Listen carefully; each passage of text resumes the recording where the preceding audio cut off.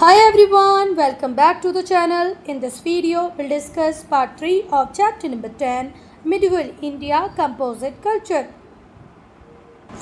In part 2, we have discussed till here. We'll start part 3 with this topic, Factors Responsible for the Growth of Composite Culture. बेटा अब हम one by one वो सारे factors पढ़ेंगे जिनकी वजह से कंपोजिट कल्चर का इतना ग्रोथ हुआ. एक इम्पॉर्टेंट टॉपिक है, इस पे क्वेश्चन बनने के चांसेस हैं, इसलिए इस टॉपिक को ध्यान से पढ़ना कि भाई वो कौन से रीज़न थे, वो कौन से फैक्टर थे जिनके कारण कंपोजिट कल्चर ग्रो कर गया. तो फर्स्ट रीज़न अब हम डिस्कस करेंगे कि बेटा जो मुग़ल एम्परर्स थे ना, उनके पास पैसे की कोई कमी नहीं थी, पावर भी बहुत थी. Mughal rulers enjoyed immense wealth, unlimited power, और इसी इमेंस वेल्थ की वजह से, अनलिमिटेड पावर की वजह से ये अपने पैट्रोनेज को कंटिन्यू रख पाए. अब पैट्रोनेज क्या होता है बेटा? मुग़ल के कोर्ट में आप लोगों ने देखा होगा कि एक सिंगर है, एक डांसर है, एक पेंटर है, एक पोएट है ना, एक राइटर है जिसका काम लिखना ही है, एक पोएट है जो पोइट्री कर रहा है. तो राजा महाराजा जो रहते थे या जो मुग़ल एम्परर्स थे वो क्या कहते थे इन पेंटर्स से, डांसर्स से, म्यूजिशियन से कि आप अपनी लाइवलीहुड की चिंता नहीं करो, आपका जो भी खर्चा पानी है वो हम देंगे, आप तो बस अपना मास्टरपीस बनाओ. तो इन लोगों को अपनी लाइवलीहुड की चिंता नहीं करनी होती थी बेटा. ये अपने ऊपर काम करते थे, बढ़िया म्यूज़िक बनाते थे, बढ़िया पेंटिंग बनाते थे, बढ़िया डांस सीखते थे. तो जब मुग़ल एम्परर्स का टाइम था तो इन लोगों ने कंटिन्यू रखा पैट्रोनेज. इन्होंने बहुत सारा पैट्रोनेज पेंटर्स को दिया, आर्टिस्ट को दिया, राइटर्स को दिया, पोइट्स को दिया, जिसकी वजह से हम देखते हैं कि बहुत अच्छे पीसेस हमें देखने को मिले लिटरेचर में, आर्ट्स में. देखो, जो इनकी इमेंस वेल्थ थी और जो अनलिमिटेड पावर इनके पास थी मुग़ल एम्परर्स के पास, इसकी वजह से इन्होंने अपने पैट्रोनेज को कंटिन्यू रखा. ये फाइन आर्ट्स, लिटरेचर को कंटिन्यू पैसा देते रहे वो लोग जो इनके ऊपर काम कर रहे थे. उनकी लाइवलीहुड की जिम्मेदारी राजाओं ने, मुग़ल एम्परर्स ने ले रखी थी. दे यूज्ड देयर वेल्थ, और इसी वेल्थ का यूज़ करके इन्होंने बहुत बड़े बड़े पैलेसेस बनाए, फोर्ट्स बनाए, मॉन्यूमेंट्स बनाए, बड़े बड़े किले, पैलेसेस, महल, ये सब हमारे मुग़ल एम्परर्स ने बनवा दिए. सेकेंड बेटा देखो, एक टाइम ऐसा आया जब बहुत सेटल्ड कंडीशन थी इंडिया में, वॉर, लूटपाट, एनेक्सेशन, ये सारी चीज़ें नहीं हो रही थी. मतलब एक लॉन्ग पीरियड देखा पीस का. अब जब पीस होता है ना बेटा, तभी हमें गाना, नाचना, म्यूज़िक, पेंटिंग, आर्ट तो अच्छा लगता है. और जब वॉर चल रहा होता है तो बेचारे घर में बैठे रहते हैं, जान आज गई कि कल गई. तो पीस का एक लॉन्ग टाइम इन लोगों ने देखा, जिस वजह से भी ग्रोथ हुई कंपोजिट कल्चर की. That prevailed all over the northern India. पूरे नदर्न इंडिया में पीस बहुत टाइम तक कंटिन्यू रहा और एक्सटेंसिव वर्क हो पाया किस फील्ड में? आर्ट के फील्ड में. अब आप दो कंट्रीज़ के बीच में वॉर चल रहा है और आप आर्टिस्ट से बोलो कि चलो तुम तुम्हारे मास्टरपीस बनाओ. आर्टिस्ट बोलेगा किस लिए बनाए भैया, आज मरे कि कल मरे, पॉसिबल ही नहीं है, हम तो नहीं बना पाएंगे. पर जब प्रोलॉन्ग्ड पीस रहता है तो आर्टिस्ट का भी मन लगता है, वो अपना काम बहुत अच्छे तरीके से करते हैं. देन जो मुग़ल एम्परर्स थे उनके पास बहुत बढ़िया सेंस था ब्यूटी का, आर्ट का, और हर मुग़ल एम्परर बहुत ज़्यादा एनेक्शियस रहा कि भाई किसी ना किसी रूप से तो मैं अपनी एक्सप्रेशंस को एक्सप्रेस कर पाऊँ. और इन लोगों ने अपने एक्सप्रेशन को एक्सप्रेस करने के लिए किसको चुना? विजुअल आर्ट को चुना. ठीक हुई बात. तो जो हमारे मुग़ल एम्परर्स थे उनके पास बढ़िया सेंस था ब्यूटी का, आर्ट का. ये सारे के सारे एक ऐसे आउटलेट को ढूंढते रहते थे जिसके थ्रू ये अपने आप को एक्सप्रेस कर पाए किसी विजुअल आर्ट फॉर्म में के रूप से, विजुअल आर्ट फॉर्म के रूप से.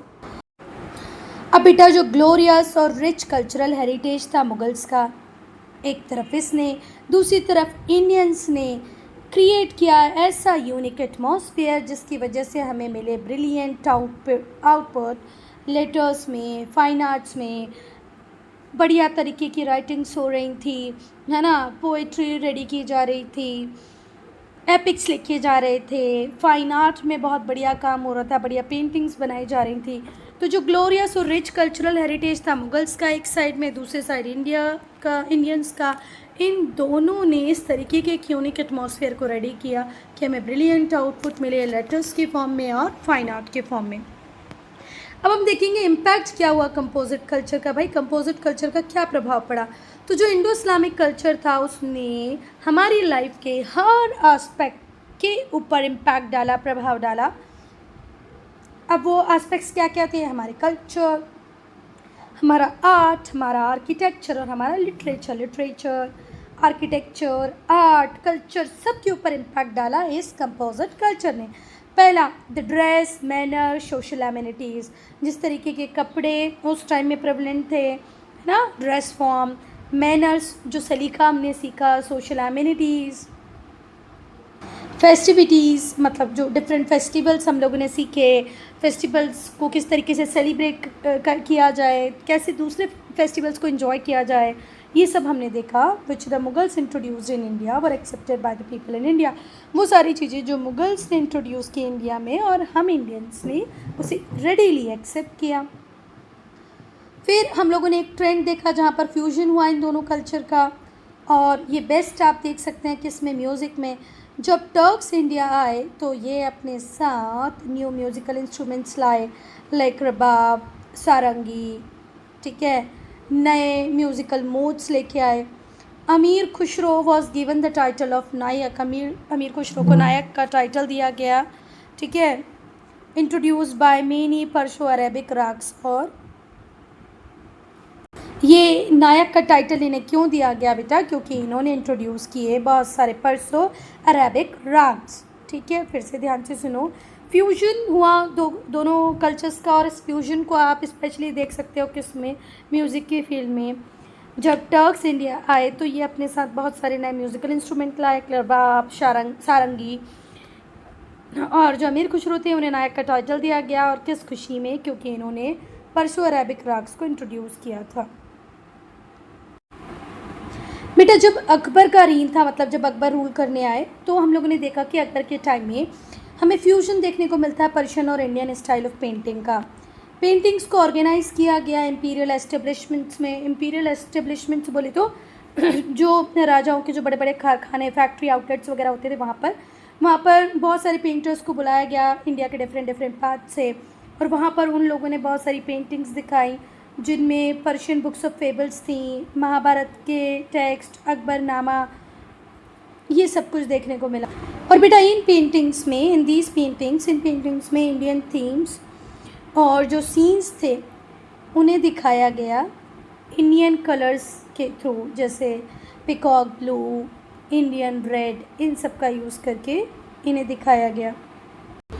और जो मोस्ट इम्पॉर्टेंट वर्क जो इस टाइम में प्रोड्यूस किया गया मुग़ल पीरियड में, वो था अनयूजुअल मैन्यूस्क्रिप्ट, हाथ से लिखी बुक, पर उसमें कुछ यूनिक था।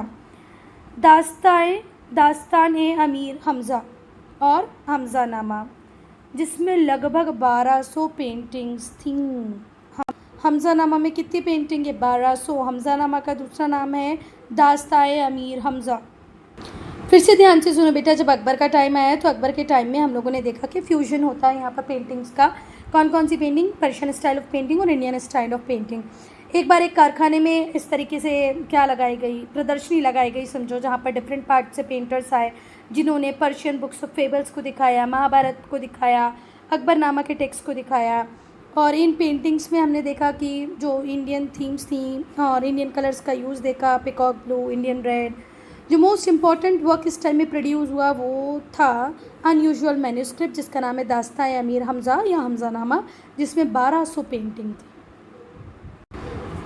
अगर हम आर्किटेक्चर की बात करें, बिल्डिंग स्टाइल की बात करें, तो इंडियन और इस्लामिक स्टाइल ऑफ आर्ट जब मिला तब एक नए टाइप का इंडो इस्लामिक आर्किटेक्चर रेडी हुआ। जो नया इंडो इस्लामिक आर्किटेक्चर था, जो इंडियन आर्किटेक्चर स्टाइल और इस्लामिक आर्किटेक्चर स्टाइल को मिलके बना, उसके कुछ सिग्निफिकेंट फीचर्स थे, वो हम देखेंगे। अब बेटा जब इस्लामिक आर्किटेक्चर इंडिया आया तो उसने इंडियन आर्किटेक्चर में कुछ स्पेशल कैरेक्टरिस्टिक्स ऐड किए। स्पेशियसनेस, बहुत बड़े बड़े ये आर्किटेक्चर बनाए गए। मैसिवनेस, मेजेस्टी, विर्थ ज़्यादा है, मेजेस्टी है, बड़े हैं, बहुत ज़्यादा स्पेस इनमें अवेलेबल था। तो हमारे आर्किटेक्चर को क्या मिला कि हम लोगों ने देखा कि भाई ये जितना भी आर्किटेक्चर उस टाइम में बना, पहली बात तो बहुत ग्रैंड था, बहुत बड़ा था, मैसिव था, मेजेस्टी, विर्थ बहुत ज़्यादा थी, ये सारी चीज़ें हमने देखी। फिर हमने देखा डेकोरेशन में जो टर्क्स थे वो ह्यूमन और एनिमल फिगर को अवॉइड करते थे। मतलब हम लोग देखते हैं कि हमारे मंदिरों में है ना, जो उस टाइम का जो आर्किटेक्चर मिला उसमें आप ह्यूमन फिगर देख सकते हो, एनिमल फिगर देख सकते हो, पर जो टर्क्स थे वो ह्यूमन एनिमल फिगर को थोड़ा सा अवॉइड करते थे बिल्डिंग्स के ऊपर। ये वैसे भी इन लोगों में ठीक नहीं माना जाता किसी भी जीवित व्यक्ति को दिखाना, है ना। इसके अलावा ये लोग क्या यूज़ करते थे, मतलब देखो इन लोगों ने क्या किया कि भाई हम एनिमल फिगर्स को अवॉइड करेंगे, ह्यूमन फिगर्स को अवॉइड करेंगे, तो भाई फिर किससे क्या दिखाओगे आप। तो ये लोग geometrical patterns, floral designs, geometry के जो डिज़ाइंस होते हैं रेक्टेंगल, ट्राइंगल, स्क्वायर, इस तरीके से डेकोरेशन करते थे। फ्लोरल डिज़ाइन, फूल पत्तियाँ बना देते थे, है ना। और कई बार इंस्क्रिप्शन लिख देते थे होली कुरान्स के। कुरान आप सबको पता है होली बुक है इस्लाम, ठीक है, तो होली कुरान के वर्सेस बीच बीच में लिख देते थे। और बेटा ये तो एक बेसिक कैरेक्टरिस्टिक्स आपको हर आर्किटेक्चर में देखने को मिलेगा ही कि भाई होली कुरान के वर्सेस आपको मिल जाएंगे, हर आर्किटेक्चर के ऊपर मिल जाएंगे। They also borrowed Indian motifs like swastika, bell, lotus etcetera. इन्होंने इंडियन से क्या क्या स्वास्तिक, बेल, लोटस, इसको भी लिया और बहुत सारे आर्किटेक्चर पे इसको दिखाया। अब यहाँ पर जो वर्ड मोटिव्स हैं उसका मतलब होता है चित्र और डिज़ाइंस, ठीक है। तो इन्होंने इंडियन से भी कुछ चित्र, कुछ डिज़ाइन उसे बोरो किया, जैसे कि स्वास्तिक, बेल, लोटस, ठीक है। For instance the decorative device found in all the buildings of Firoz Shah Tughlaq is the lotus. अगर हम डेकोरेटिव डिवाइस की बात करें जिसका यूज़ सबसे ज़्यादा किया फिरोज शाह तुगलक ने, वो था लोटस। तो ठीक है, इंडियन चित्रकारी चित्रों को भी इन लोगों ने अडॉप्ट किया, उसमें स्पेशली था स्वास्तिक, बेल, लोटस। और फिरोज शाह तुगलक ने तो लोटस का भर भर के यूज़ किया डेकोरेशन में। लोटस बोले तो कमल। फिर बेटा जो मुग़ल ट्रेडिशंस थे उन्होंने हमारे इंडिया के मंदिरों, महलों, किलों, टेम्पल्स बोले तो मंदिर, पैलेसेस बोले तो महल, और फोर्ट बोले तो किले, बहुत सारी जो किंगडम्स थी उनके महल, मंदिर, किले, इन सब के ऊपर भी इन्फ्लुएंस डाला, है ना। जैसे कि बहुत सारे मंदिर जब आप देखोगे वृंदावन के, तो वो आपको दिखेंगे कि यार ये तो मुग़ल स्टाइल ऑफ आर्किटेक्चर में बनाए गए हैं। जब हम गोल्डन टेम्पल को देखते हैं अमृतसर के, उसमें भी आर्च और डोम आपको देखने को मिलता है, जो कि प्रिंसिपल फीचर था इस्लामिक आर्किटेक्चर का। फिर से ध्यान से सुनो बेटा, ऐसा नहीं है कि हमारे मंदिर अछूते रह गए, है ना। हमारे मंदिरों में भी हमने देखा कि हमें मुग़ल आर्किटेक्चर की झलक देखने को मिलती है, इवन गोल्डन टेम्पल में देखने को मिलती है। गोल्डन टेम्पल में आपको आर्च भी मिल जाएगा, डोम भी मिल जाएगा, जो कि स्पेशल फीचर था इस्लामिक आर्किटेक्चर का। और भी मुग़ल ट्रेडिशन ऑफ आर्किटेक्चर को आप देख सकते हो किसमें, गोल्डन टेम्पल में। अब पेंटिंग आर्ट्स की बात तो हो गई, अब हम लैंग्वेज और लिटरेचर की बात करेंगे। आज हम लोग देखते हैं बेटा, तो आज वो हिंदी जो हमारी हुआ करती थी उसमें बहुत सारा क्या हो चुका है, मिक्सचर हो चुका है। तो ये जो मिक्सचर है ये भी इंडो इस्लामिक फ्यूजन ही है जो आज हम बोलते हैं, हम प्योर हिंदी नहीं बोलते हैं, ठीक है। तो लैंग्वेज पे भी इम्पैक्ट आया, लिटरेचर पे भी इम्पैक्ट आया। Language literature also saw the influence of two tradition. जो लैंग्वेज थी मुग़ल रूलर्स की, जो वो एडमिनिस्ट्रेशन में यूज़ करते थे, वो तो पर्शियन थी, पर in the course of time, बहुत टाइम में हमने देखा कि पर्शियन जो लैंग्वेज थी एडमिनिस्ट्रेशन की, वो अपर क्लासेस की भी लैंग्वेज बन गई। ऐसा होता है बेटा, एडमिनिस्ट्रेशन की लैंग्वेज एक टाइम के बाद कॉमन पीपल की लैंग्वेज बनने लग जाती है। और बेटा सबसे बड़ा अगर हम बात करें सिंथेसिस, मिक्सचर, चेंज, तो वो हमें देखने को मिलता है उर्दू के फॉर्म में, ठीक है। अगर हम उर्दू लैंग्वेज की बात करें तो बीइंग एन इंडियन हम ये नहीं कह सकते उर्दू हमारी, पाकिस्तानी ये नहीं कह सकते उर्दू हमारी, ईरानियन ये नहीं कह सकते कि उर्दू हमारी, और पर्शियन मतलब ईरानियन ही होते हैं पर्शियन, है ना। और सऊदी अरेबिया के अरबिक लोग ये नहीं कह सकते कि उर्दू हमारी, उर्दू किसी की भी नहीं है, उर्दू सबकी है, क्योंकि Urdu is a mixture of Arabic, Persian और हिंदी। क्लियर है। तो उर्दू क्या पर्शिया की है? नहीं। अरेबिया की है? नहीं। इंडिया की है? नहीं। ये हम सब की है। तो जो ग्रेटेस्ट लिंग्विस्टिक सिंथेसिस हमें देखने को मिलता है वो है उर्दू का डेवलपमेंट। हमारी हिंदी जो हम रेगुलर बोलते हैं उसमें भी हम पता नहीं कितने शब्द उर्दू के ही बोलते हैं। जो मिक्सचर है पर्शियन का, अरबिक का और हिंदी का, और दूसरी रीजनल लैंग्वेजेस का भी। उर्दू ओरिजिनली ज़बाने हिंदवी कही जाती है क्योंकि जो इसकी ग्रामेटिकल स्ट्रक्चर है वो हिंदी की तरह ही है, ठीक है। पर ये पॉपुलर हुई मुग़ल रूल के टाइम में। उर्दू एक इम्पॉर्टेंट मीन्स था इंफॉर्मेशन को स्प्रेड करने का on one hand end of Islamic thought on the other. Urdu को क्या कहा गया कि ये एक इम्पॉर्टेंट मीन्स है जिसके थ्रू हम हमारे इंफॉर्मेशन को स्प्रेड कर सकते हैं। दूसरी तरफ ये इस्लामिक थॉट को भी स्प्रेड करती थी।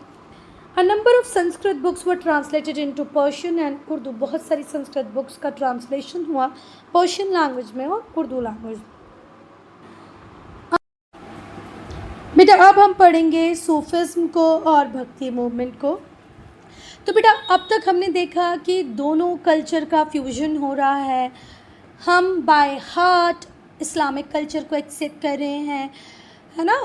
इस्लाम हमें एक्सेप्ट कर रहा है। तो ये जो फ्यूजन हो रहा था इसकी वजह से स्पिरिट ऑफ टॉलरेंस दोनों ही कम्युनिटी के अंदर डेवलप हो रही थी। म्यूचुअल इन्फ्लुएंस था एक दूसरे के कल्चर पे एक दूसरे का। इसी की वजह से हमने देखा इंडो इस्लामिक कल्चर ब्लॉसम करने लग गया, फ्लरिश करने लग गया।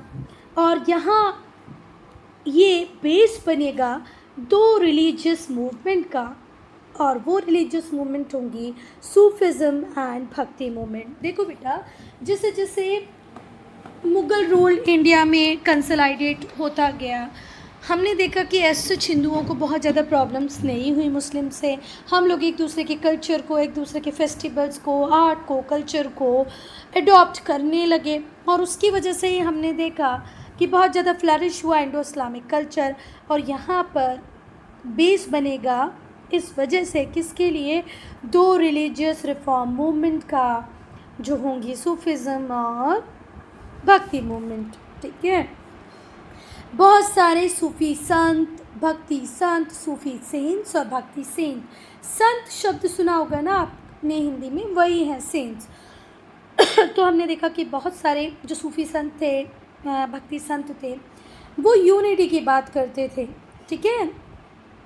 दे all emphasize the essential unity of Islam and Hinduism, कि भाई हिंदुइज़म और इस्लाम के अंदर यूनिटी होनी चाहिए, ठीक है। और एक ऐसे रिलीजन का एग्जिस्टेंस होना चाहिए जिसमें लव हो, डिवोशन हो, rather than one based on rituals. कर्म कांड प्रथाओं पे बेस्ड रिलीजन का कोई मतलब नहीं है। कैसा रिलीजन हो जो सारे रिलीजन को टॉलरेट करे, साथ ही साथ जिसमें डिवोशन की बहुत बात हो, ठीक है। और बेटा इंडिया में अब इस तरीके का एटमॉस्फेयर बनने लगा जहाँ लिबरल सेंटिमेंट्स थे, है ना, और व्यूज़ इस तरीके से ग्रो करने लगे कि ये जो रिलीजियस नैरोनेस थी इससे सब मुंह मोड़ने लग गए थे। Religious narrowness was shunt. Shunt का मतलब होता है मुंह मोड़ लेना, एक तरफ कर देना। तो ये जो धार्मिक क्या थी, नैरोनेस थी, नैरो माइंडेडनेस थी जो हमारे लोगों की, उस सबको लोग साइडलाइन करने लग गए। लिबरल सेंटिमेंट्स लोगों को ज़्यादा पसंद आने लग गए। और बेटा ये जो सूफ़ी मूवमेंट था, जो भक्ति मूवमेंट था, इसने एक इम्पॉर्टेंट रोल प्ले किया किसको बढ़ावा देने के लिए, Indo Islamic culture. Indo Islamic culture अगर इतना बढ़ पाया तो उसको फॉस्टर करने के पीछे कौन था, Sufi movement, Bhakti movement, Sufi movement ने एक इम्पॉर्टेंट क्रूशियल रोल प्ले किया in fostering the Indo Islamic culture. Fostering का मतलब होता है बढ़ावा देना। बेटा जब हम भक्ति मूवमेंट की बात करते हैं तो इसका ओरिजिन हुआ किसके अगेंस्ट में, किस चीज़ के रिएक्शन में आता है भक्ति मूवमेंट। बेटा हमने देखा कि हमारे जो रिलीजियस सेरेमनी थे, जो रिचुअल्स थे, जो कर्म कांड अनुष्ठान हम जो करते थे बेटा, वो इतने कॉम्प्लेक्स होते गए कि एक गरीब व्यक्ति तो पूजा पाठ करवाने को ऐसा समझने लगा कि भाई ये मेरे बस की बात नहीं है। पहले ही 2 ब्राह्मणों को बुलाओ, उन्हें दक्षिणा दो, इतना सब कुछ अरेंजमेंट करो, इतने लोगों को खाना खिलाओ, तो हमारे रिलीजन में कॉम्प्लेक्सिटी ज़्यादा आने लगी और इसी के रिएक्शन में भक्ति मूवमेंट का ओरिजिन होता है। It originated as a reaction against caste division and ritualism in India. India में जो रिचुअलिज्म था, जो कर्मकांड होते थे, जो कास्ट में डिवीजन था, इसके अगेंस्ट में आया भक्ति मूवमेंट। जो वैष्णव थे और जो शिव सेंट थे, वैष्णव्स जो विष्णु भगवान को मानने वाले थे, शिवा सेंट जो शिव भगवान को मानने वाले थे, उन्होंने भक्ति मूवमेंट को स्टार्ट किया। The Vaishnav and Shiva saint in south में जो वैष्णव को मानने वाले, शिव को मानने वाले लोग थे, उन्होंने भक्ति मूवमेंट को स्टार्ट किया। 11th और 12th सेंचुरी में जो तमिल वैष्णव थे उन्हें कहा गया अल्वर्स, और जो सेवाइट थे उन्हें कहा गया नयनार्स। अल्वर्स और नयनार्स। नयनार्स किसको कहते हैं? शिवाइट्स को, शिव को मानने वाले। अल्वर्स जो विष्णु भगवान को मानते हैं। विष्णु भगवान को मानने वाले को हम क्या कहते हैं बेटा? अलवर। और जो शिवाइट्स हैं, जो शिव भगवान को मानते हैं, वो है नयनार। ठीक है, इन दोनों ने ही, जो तमिल वैष्णविज्म को मानते थे, शिवाइट्स से, इन्होंने लोगों को पढ़ाया, समझाया, उपदेश दिया कि भाई personal devotion to God is more important. अगर भगवान को अटेन करना है, भगवान तक पहुंचना है, अगर आपको भगवान तक पहुंचना है, रीच करना है भगवान को, तो पर्सनल डिवोशन होना चाहिए। फिर से सुनो, जो तमिल वैष्णव्स थे 11th और 12th सेंचुरी के, और जो शिवाइट्स थे, नयनार्स थे, इन दोनों ने ही उपदेश दिया कि भाई तुम्हारा पर्सनल डिवोशन ही तुम्हें भगवान तक लेके जाएगा। धीरे धीरे ये आइडियाज़ नॉर्थ में भी पॉपुलर होने लगे 11th से लेकर के 15th सेंचुरीज तक। भक्ति का मतलब होता है डिवोशन टू गॉड। भक्ति मतलब क्या? Devotion to God. इसकी रूट्स हमें मिलेंगी revival of Indian philosophy by Shankaracharya. Shankaracharya ने इंडियन फिलॉसफी का जो रिवाइवल किया, उसमें हमें भक्ति मूवमेंट की रूट्स मिलती हैं। कुछ प्रोमिनेंट फॉलोअर्स जो थे भक्ति कल्ट बोले तो पंथ, भक्ति पंथ के जो कुछ प्रोमिनेंट फॉलोअर, जो इम्पोर्टेंट फॉलोअर्स थे, वो थे रामानुज आचार्य, माधव आचार्य, माधव आचार्य, रामानंद, कबीर, नानक, नामदेव, चैतन्य महाप्रभु और मीराबाई। फिर से ध्यान से सुनो, भक्ति का मतलब होता है डिवोशन टू गॉड। इसने इसकी रूट्स कहाँ पर देखी? जब इंडियन फिलॉसफी का रिवाइवल हुआ, और वो किसने किया? शंकराचार्य ने। अगर कुछ प्रोमिनेंट फॉलोअर्स की बात करें हम भक्ति मूवमेंट की, तो वो हैं रामानुज आचार्य, माधव आचार्य, रामानंद, कबीर, नानक, नामदेव, चैतन्य महाप्रभु और मीराबाई। अब हम डॉक्ट्राइन्स की बात करेंगे कि भैया क्या सीख सिखाता है हमें भक्ति पंथ, भक्ति कल्ट। तो पहला, भगवान एक है, ठीक है, इनकी पूजा होनी चाहिए, इनके टुवर्ड्स हमें लव रखना चाहिए और हमारा डिवोशन इनके टुवर्ड्स होना चाहिए। तो आप प्यार करें, आप अपने आप को डिवोट कर दें, आप इनको वर्शिप करें। तो भक्ति कल्ट जो पहली बात हमें सिखाता है, जिस प्रिंसिपल पे भक्ति कल्ट चलता है, वो है भगवान एक हैं, इन्हें आपको पूजना चाहिए, इनके टुवर्ड्स आपको लव, प्रेम, प्यार रखना चाहिए और अपने आप को इनको डिवोट करना चाहिए। ठीक है, देन अगर आप डिवोशन के पाथ को फॉलो करते हैं, आपके अंदर ट्रू डिवोशन है, भक्ति है, तो आपको साल्वेशन मिलेगा ही मिलेगा, आपको मोक्ष की प्राप्ति होगी। ब्लाइंड फेथ करना, अंधाविश्वास रखना, एम्प्टी सेरेमनी परफॉर्म करना, एक्सटर्नल रिट्स करते रहना, कर्मकांड करना, कुछ भी उटपटांग सेरेमनी कर देना, इन सबको आपको फॉलो नहीं करना है। और तीसरी बात जो भक्ति कल्ट सिखाता है कि all are equal before law. देखो, कास्ट सिस्टम के अगेंस्ट में आया था भक्ति मूवमेंट, तो भक्ति मूवमेंट, भक्ति कल्ट हमें ये सिखाता है कि भाई जितने भी लोग हैं, भले ही वो वैश्य हो, शूद्र हो, क्षत्रिय हो, ब्राह्मण हो, भगवान के सामने सब एक है। और बेटा, dignity of man depends on his action. जो व्यक्ति है उसको आप कितना रिस्पेक्ट दे रहे हो, ये उसके एक्शंस पे डिपेंड करेगा। इसलिए नहीं कि वो एक अच्छी फैमिली में जन्मा है तो हम उसको रिस्पेक्ट करते रहेंगे, भले उसकी हरकतें कैसी भी हों। तो एक व्यक्ति की डिग्निटी उसके काम से बनती है, ना कि उसके जन्म से, कि भाई किस परिवार में उसका जन्म हुआ। यूनिवर्सल ब्रदरहुड, पूरी दुनिया में हम जितने भी लोग रह रहे हैं आपस में भाई बहन हैं, भाईचारा होना चाहिए, ह्यूमैनिटी होना चाहिए, और ये रियलिटी है, इसे हर व्यक्ति को एक्सेप्ट करना चाहिए बेटा। और भक्ति मूवमेंट में गुरु को, टीचर को बहुत इम्पोर्टेंस दी गई है। गुरु किसको बोलते हैं? Enlighten teacher. वो टीचर जिसे ज्ञान की प्राप्ति हो चुकी है, वो बहुत इम्पॉर्टेंट है, इंडिस्पेंसिबल है, उसकी इम्पोर्टेंस बहुत ज़्यादा है। अगर आपको भगवान को रियलाइज़ करना हो तो भगवान तक पहुंचने का रास्ता आपको वो गुरु ही दिखाएंगे। जितने भी रिलीजियस रिट्स होते हैं, कर्मकांड होते हैं, रिचुअल्स होते हैं, सेरेमनीज़ होती हैं, ये क्या हैं? तो भैया ये बेटा, ये जो वर्ड रिलीजियस राइट्स है, इसका मतलब होता है धार्मिक संस्कार, रिचुअल्स, अनुष्ठान। ये जो समारोह, सेरेमनीज़ हैं, ये सब बेमतलब है, कुछ मतलब नहीं है इनका, सारहीन है, इनका कोई मतलब नहीं है। मतलब ये जो आप समारोह करते हैं, अनुष्ठान करते हैं, इनका कोई मतलब नहीं है, ठीक है? ये सारहीन है, इनका कोई सार नहीं है।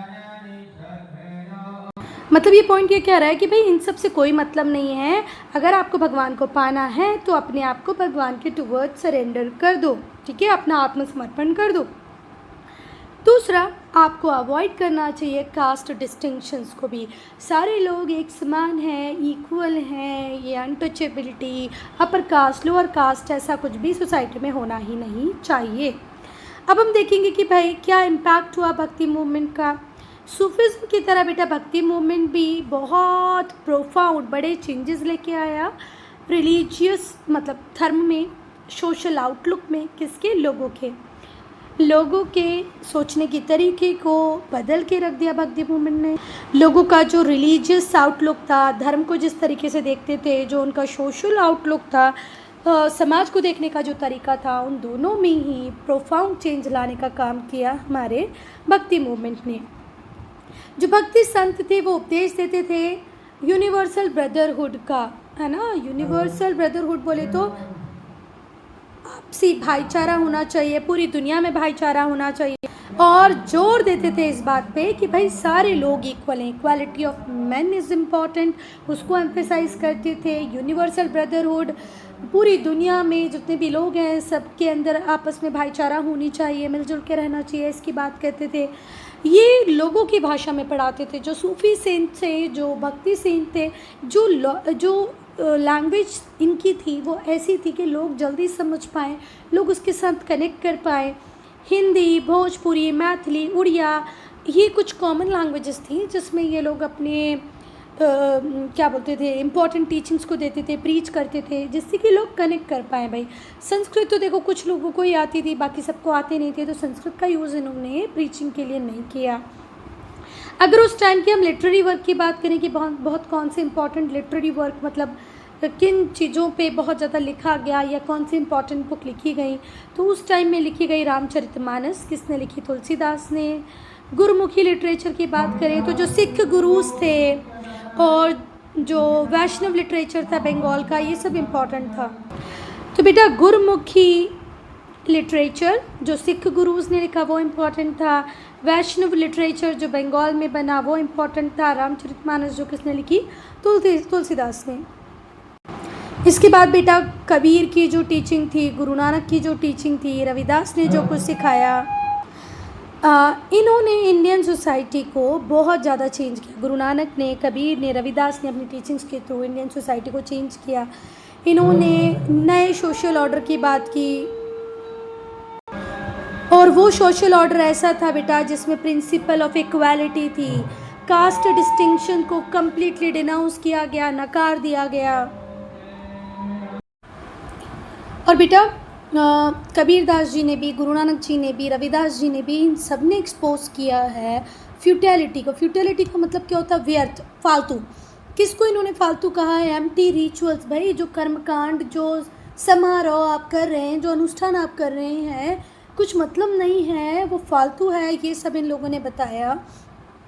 इन्होंने कहा कि भाई ये जो डोमिनेशन है प्रीस्ट का, ये होना ही नहीं चाहिए। क्यों पंडित जी को आप इतना पूछ रहे हो?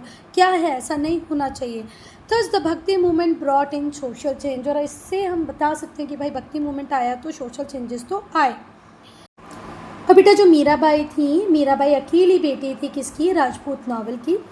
जिनकी शादी किसके साथ हुई? भोजराज के साथ हुई, है ना, जो राणा सांगा के स्पष्ट उत्तराधिकारी थे। हायर अप्रेंट मतलब राणा सांगा के बाद उत्तराधिकार किसको ही मिलने वाला था? भोजराज को। उनसे होती है इनकी शादी। ये दुनिया की सुख सुविधाओं को, दुनिया को त्याग देती हैं, रेनाउंस कर देती वर्ल्ड को, और डिवोटी बन जाती हैं श्री कृष्ण की। इनके भजन आज तक गाए जाते हैं। ये ज़्यादा फेमस हुई किसके कारण? अपने भजनों के कारण। इन्होंने जो डिवोशनल सॉन्ग गाए, जो भजन गाए, इसकी वजह से ये पॉपुलर हुई। इनके सॉन्ग्स आज तक गाए जाते हैं।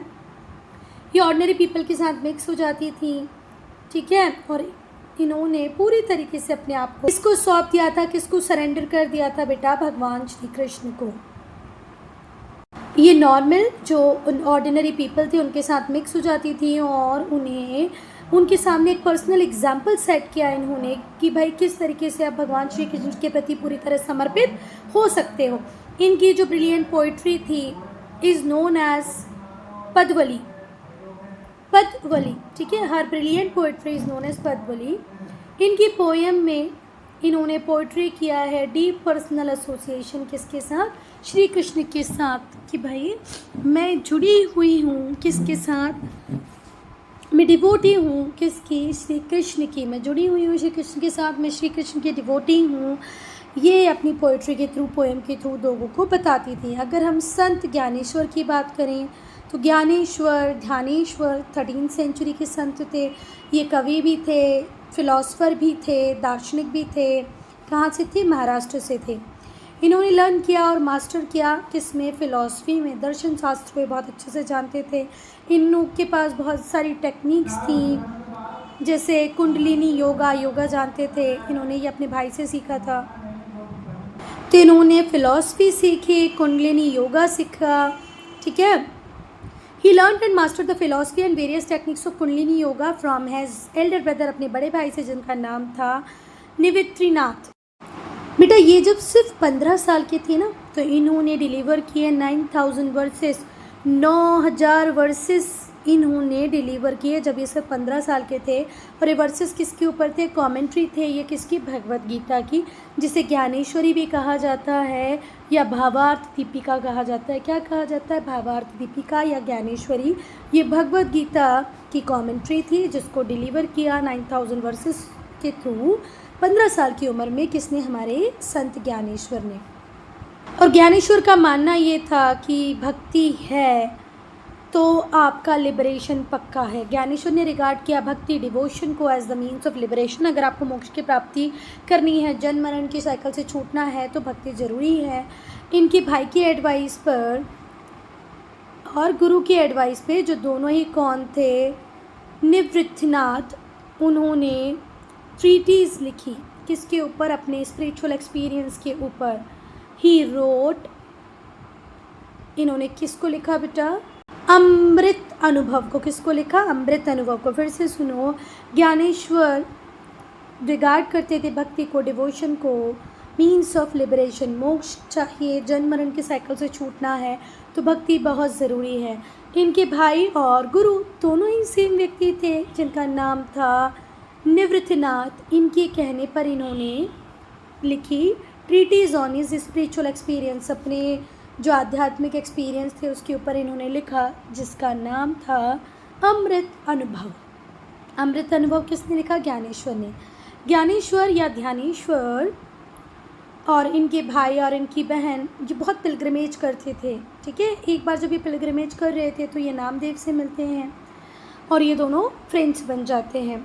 और इनके इन्फ्लुएंस में, नामदेव के इन्फ्लुएंस में ये किसको ज्वाइन कर लेते हैं? वर्कारी मूवमेंट को ज्वाइन कर लेते हैं, जो भी एक पाथ था जो वैदिक डॉक्ट्राइन को कंबाइन करता था ज्ञान, नॉलेज के साथ, भक्ति के साथ, ठीक है। तो नामदेव की इन्फ्लुएंस में आकर इन्होंने वर्कारी मूवमेंट को ज्वाइन किया, जो रास्ता दिखाती थी, एक पाथ था जिसमें हमने वैदिक डॉक्ट्राइन को कंबाइन किया ज्ञान, नॉलेज, भक्ति के साथ, और वर्चुअली ये इस मूवमेंट के लीडर बन गए। इसकी जो मेन प्रैक्टिस थी वो ये थी कि आपको हमेशा भगवान को याद करते रहना है, अपनी लाइफ को जितना सिंपल रख सकते हैं उतना सिंपल रखना है, वर्चुअस लाइफ जीनी है, दूसरों को हेल्प करना है। वर्चुअस लाइफ का मतलब क्या? धार्मिक जीवन आपको जीना है।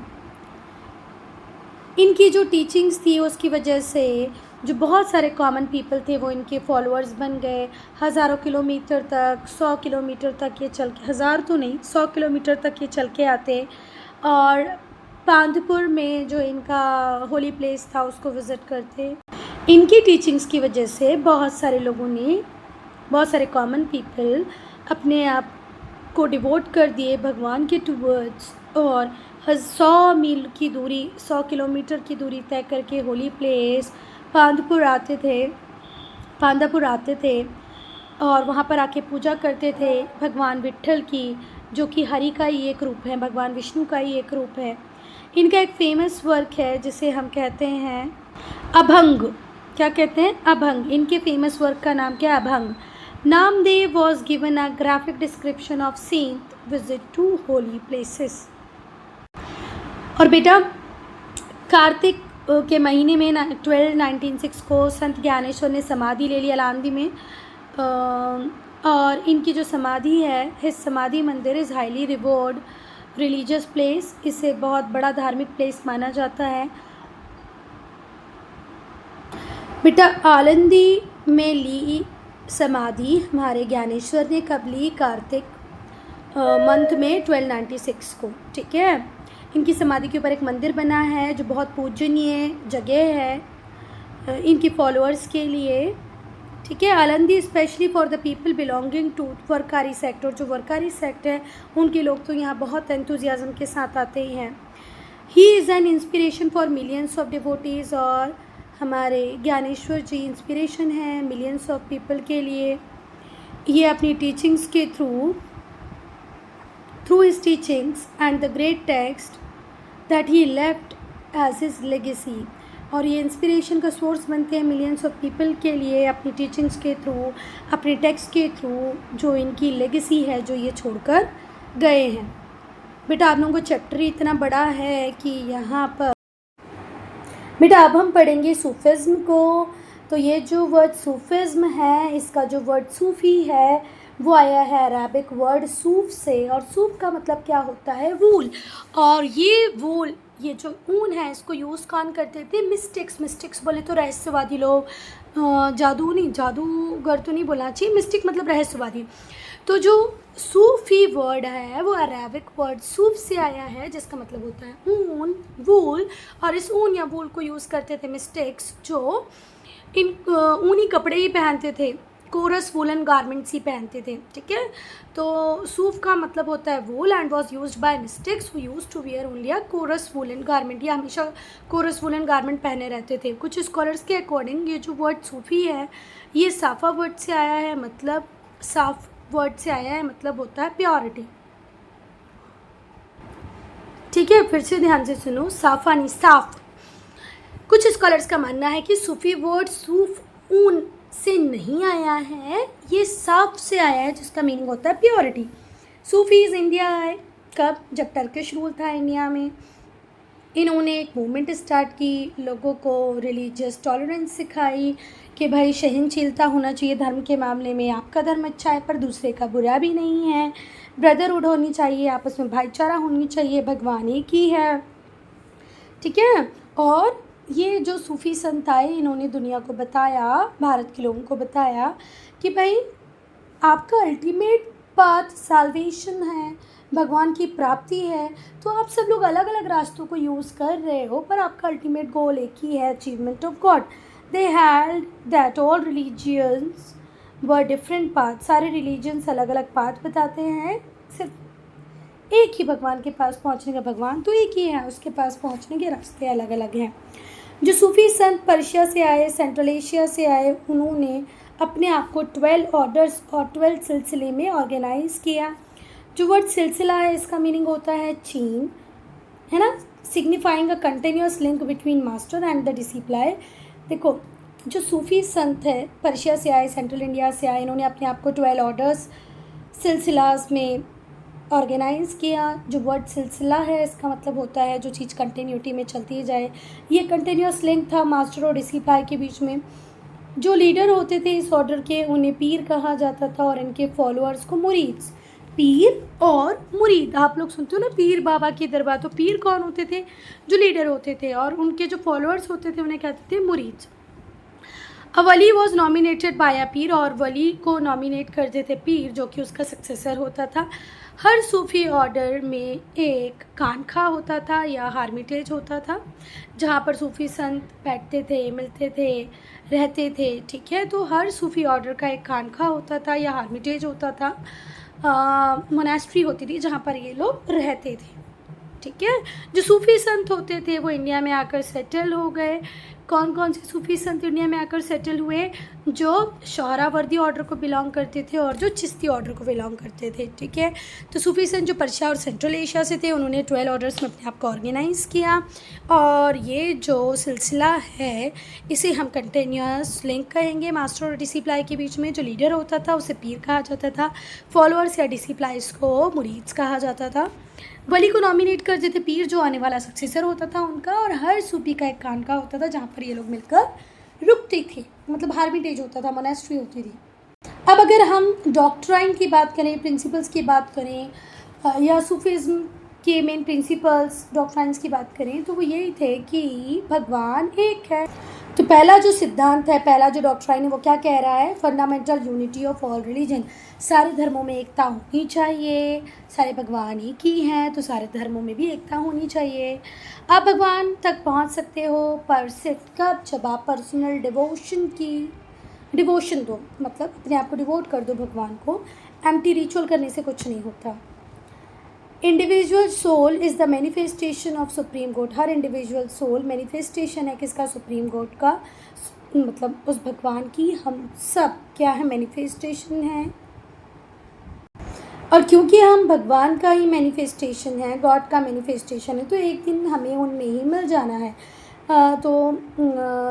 जो प्रिंसिपल जो डॉक्ट्राइन है सूफिज़्म की वो हमें ये बताती हैं कि इंडिविजुअल सोल मैनिफेस्टेशन है, अभिव्यक्ति है, प्रदर्शन है, भगवान के द्वारा बनाए गए हैं, है ना। हम लोग सब भगवान के द्वारा बनाए गए हैं, भगवान की अभिव्यक्ति हैं, और एक दिन ह्यूमन सोल को फाइनली इन्हीं में मिल जाना है। किस में? भगवान में। इक्वालिटी हो, समाज में समानता हो, भाईचारा हो, सारे लोगों को, सारे ह्यूमन बीइंग को हम इक्वल ट्रीटमेंट दें, भले ही वो किसी भी कास्ट, किसी भी क्रीड, किसी भी कलर या किसी भी धर्म को क्यों ना बिलोंग करता हो। हम सब एक हैं और हम सबको एक दूसरे को रिस्पेक्ट करना चाहिए, इक्वालिटी में बिलीव करना चाहिए। ठीक है, इनर प्योरिटी होनी चाहिए, आपकी आत्मा, आपकी अंतरात्मा, आपका मन साफ होना चाहिए, आपको अपने आप को डिसिप्लिन में रखना चाहिए, तभी आपको नॉलेज मिलेगा। किसका? भगवान का। भगवान का ज्ञान प्राप्त करना है तो अपने आप को प्योर रखो। इम्पैक्ट क्या हुआ सूफिज़्म का? बेटा सूफिज़्म की वजह से हिंदू मुस्लिम यूनिटी बढ़ गई। बहुत सारे जो प्रिंसिपल थे सूफिज़्म के वो भक्ति कल्ट के जैसे ही थे, जैसे भक्ति मूवमेंट के थे वैसे ही सूफिज़्म के भी थे, और इसकी वजह से ही भक्ति मूवमेंट को भी क्या मिला? एक लेवरेज। सूफिज़्म का एक ग्रेट रोल रहा, इसने टॉलरेंस की फीलिंग को बढ़ाया। Sufism played a great role in promoting feeling of tolerance among the rulers. जो राजा हुआ करते थे उस टाइम के एम्परर्स, रूलर्स, उनके बीच में टॉलरेंस की फीलिंग, सहनशीलता की फीलिंग को बढ़ाया। सूफिज़्म ने अपने इन्फ्लुएंस को लोगों पर फैलाया। ठीक है, और इस इन्फ्लुएंस को फैलाने में हेल्प की बहुत सारे पोइट्स ने, जैसे अमीर खुसरो, मलिक मोहम्मद जैसी, जिन्होंने पोएम्स कंपोज की पर्शियन में भी, हिंदी में भी, जो किसको बताती थी? सूफियन प्रिंसिपल्स को बताती थी। अब हम पढ़ेंगे हज़रत निज़ामुद्दीन। एक ट्रेन का नाम भी हज़रत निज़ामुद्दीन, पता है ना आप लोगों को? हज़रत निज़ामुद्दीन एक फ़ेमस सूफ़ी संत थे, और किस ऑर्डर के थे बेटा? ये चिश्ती ऑर्डर के थे। हज़रत निज़ामुद्दीन एक सूफ़ी संत थे जो चिश्ती ऑर्डर को बिलोंग करते थे, that believed in drawing close to God through renunciation of world. और इनका मानना था दुनिया को छोड़ देने से, दुनिया का त्याग कर देने से आप भगवान के पास पहुंच जाएंगे, भगवान को अटेंड कर लेंगे, है ना। दूसरा काम आपको क्या करना है? सर्व टू ह्यूमैनिटी। मानवता पे विश्वास रखो, मानवता की सेवा करो, मानव को ड्यू रिगार्ड दो, उसको जब हेल्प लग रही हो उसे हेल्प करो।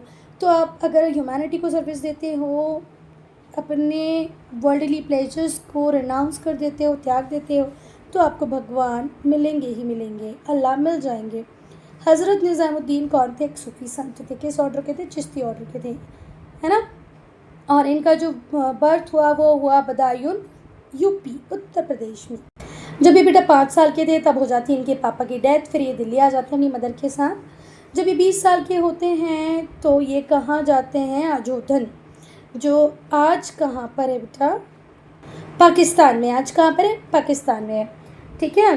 तो जब ये 20 साल के होते हैं तो निज़ामुद्दीन अजोधन जाते हैं, जो कि प्रेजेंट डे पकपटन शरीफ पाकिस्तान में है। और वहाँ पर ये डिसिप्लाई अनुयायी बन जाते हैं, शिष्य बन जाते हैं सूफ़ी संत के। किसके? बाबा फ़रीद के। बाबा फ़रीद के कौन थे? ये डिसिप्लाई थे, अनुयायी थे। कौन? निज़ामुद्दीन। निज़ामुद्दीन ने कभी भी अजोधन में रेसिडेंस नहीं लिया, ठीक है। उन्होंने अपनी थियोलॉजिकल जो स्टडीज़ थी वो दिल्ली में कंप्लीट की, है ना। और साइमल्टेनियसली इन्होंने सूफी डिवोशनल प्रैक्टिसेस को भी स्टार्ट कर दिया बेटा। और फिर से ध्यान से सुन लो, नहीं समझ में आया तो निज़ामुद्दीन ने कभी भी रही नहीं। ये कहाँ पर? अजोधन में। निज़ामुद्दीन कभी भी अजोधन में परमानेंट रेसिडेंट बन के नहीं रहना चाहते थे, ठीक है। उन्होंने अपनी पूरी पढ़ाई थियोलॉजी की। थियोलॉजी बोले तो ये उलेमा बनना चाहते थे, ठीक है, मुस्लिम प्रीस्ट बनना चाहते थे। तो इसकी पढ़ाई इन्होंने दिल्ली में की और वहीं पर सूफ़ी डिवोशनल प्रैक्टिसेस को भी स्टार्ट किया। ये अजोधन जाते थे हर साल और पूरा रमज़ान का महीना ये वहीं रहते थे। बाबा फ़रीद भी थे, है ना। तो ही विजिटेड अजोधन हर साल to spend the month of Ramzan in the presence of Baba Farid. Baba Farid के साथ ही वहाँ रहते थे। जब ये तीसरी बार अजोधन गए तो बाबा फ़रीद ने इन्हें अपना सक्सेसर बना दिया। इसके बाद निज़ामुद्दीन दिल्ली लौट आए और इन्हें न्यूज़ मिली कि भाई बाबा फ़रीद की हो गई डेथ। तो सोचो, जब ये तीसरी बार विज़िट करते हैं अजोधन तो बाबा फ़रीद कहते कि भाई आज से मेरे उत्तराधिकारी तुम, सक्सेसर तुम।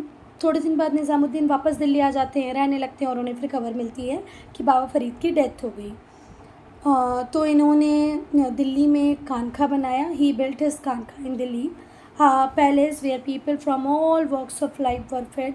देखो, इन्होंने खानका बनवाया है दिल्ली में जहाँ पर हर व्यक्ति खाना खा सकता है और स्पिरिचुअल एजुकेशन ले सकता है। A place where people from all walks of life were fed. जो भी व्यक्ति आए, जैसा भी आए, उसे खाना मिलता है, उसे स्पिरिचुअल एजुकेशन दी जाती है। Before long khanqah become a place thronged with all kinds of people, rich poor alike। बेटा, और धीरे से खानका एक ऐसी जगह बन गया जहाँ पर आप रिच हो, पुअर हो, आप सबको सेम ही ट्रीटमेंट मिलेगा। थ्रॉन्ग्ड, ये जो वर्ड है इसका मीनिंग होता है बेटा बहुत भीड़ लगने लगी, और वहाँ पर रिच भी आने लगे, पुअर भी आने लगे, पर सबको सेम ट्रीटमेंट मिला।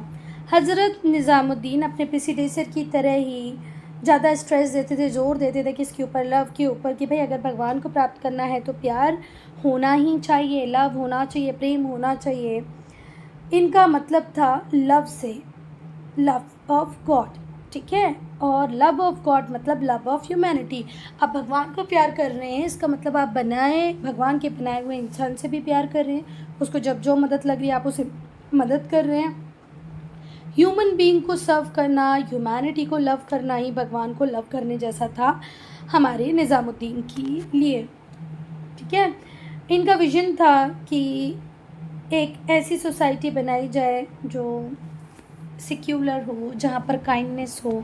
His vision of the world was marked by highly evolved sense of secularity. मतलब धर्म एक कोने में पड़ा रहे और सारे लोग मिलजुल के रहें। सेक्युलरिज्म का मतलब क्या होता है कि कोई धर्म ना हो, सारे धर्म रहें पर किसी धर्म को एक विशेष दर्जा ना मिले। तो ये सेक्युलरिटी की बात करते हैं, काइंडनेस की बात करते हैं। और इनके जो की बिलीव्स थे वो ये थे कि renunciation and complete trust in God. भाई आप दुनिया को त्याग दो और पूरा पूरा विश्वास, कंप्लीट ट्रस्ट किसके ऊपर रखो? भगवान के ऊपर रखो, ठीक है। Renunciation and complete trust in God, भगवान के ऊपर विश्वास रखो। वर्ल्डली प्लेजर्स को, वर्ल्ड को रेनाउंस कर दो, त्याग दो। Unity of Mankind and शनिंग distinctions based on social, economic and religious status. आप यूनिटी ऑफ मैनकाइंड, मानवता की एकता पे विश्वास रखो। शनिंग का मतलब अवॉइड करना, छोड़ देना, किस किस को छोड़ दो, उन डिस्टिंक्शन को छोड़ दो जो आपने समाज में बना रखे हैं, सोसाइटी में बना रखे हैं। आर्थिक रूप से कोई गरीब है, कोई अमीर है, इसमें कोई डिस्टिंक्शन नहीं है। समाज में कोई ऊपर है, कोई नीचे है, कोई उच्च वर्गीय, कोई निम्न वर्गीय, इसका कोई मतलब नहीं है। रिलीजियस स्टेटस से कोई मतलब नहीं है। आप तो सिर्फ मानवता की एकता पे विश्वास रखो, बाकी सब झूठी चीज़ें हैं। और इनका हमेशा कहना था कि जो ज़रूरतमंद है उनकी मदद करो, जो भूखे हैं उन्हें खाना खिलाओ, और जो अप्रेस्ड है, जिनके ऊपर अत्याचार हो रहा है, उनसे सिंपैथी रखो। भूखों को खाना खिलाओ, मदद करो जिनको, जो मदद के लायक, मतलब जिनको मदद की ज़रूरत है, जो नीडी है उनकी मदद करो। भूखों को खाना खिलाओ, और जिसके ऊपर अत्याचार हो रहा है उससे सिंपैथी रखो। ये स्ट्रॉन्ग डिसअप्रूवल देखते थे, mixing with the sultans, the princes and the nobles. और इनका बहुत ही अनकम्प्रोमाइजिंग एटीट्यूड्स था towards all political and social oppression. ना ही तो सोशल ऑपरेशन होना चाहिए, ना ही तो आप समाज में किसी के ऊपर अत्याचार करो, ना राजनीतिक रूप से किसी के ऊपर अत्याचार करो। ये तो होना ही नहीं चाहिए, इसको तो वो कभी भी माफ़ नहीं करते थे। बहुत अनकॉम्प्रोमाइजिंग एटीट्यूड था इस बात के टुवर्ड्स तो, कि भाई ना ही तो आप सोशल ऑपरेशन करो, ना ही पॉलिटिकल ऑपरेशन करो, दोनों ही नहीं होनी चाहिए। इनका जो श्राइन है वो है निज़ामुद्दीन दरगाह, ये दिल्ली में है ना।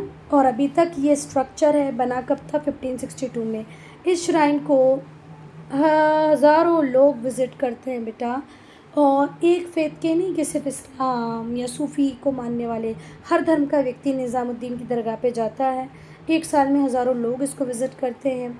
ये स्पेशल कॉन्ग्रीगेशन बन गया है ना। इसके आसपास भी डेथ एनिवर्सरी वर्स मनाए जाते हैं, मतलब एक मेला टाइप का लग जाता है। It becomes a place, special place for congregation during the Urs. Death anniversary पे यहाँ पर छोटे मोटे मेले लगाए जाते हैं, है ना। हज़रत निज़ामुद्दीन की डेथ एनिवर्सरी पे यहाँ पर मेले लगाए जाते हैं, एक छोटा सा कॉन्ग्रीगेशन होता है, लोग आके मिलते हैं। And Amir Khusro who is also buried at the Nizamuddin Dargah, और अमीर खुसरो को भी यहीं दफन किया गया था। अब बेटा इन्फ्लुएंस ऑफ क्रिश्चियनिटी हम पढ़ेंगे पार्ट 4 में।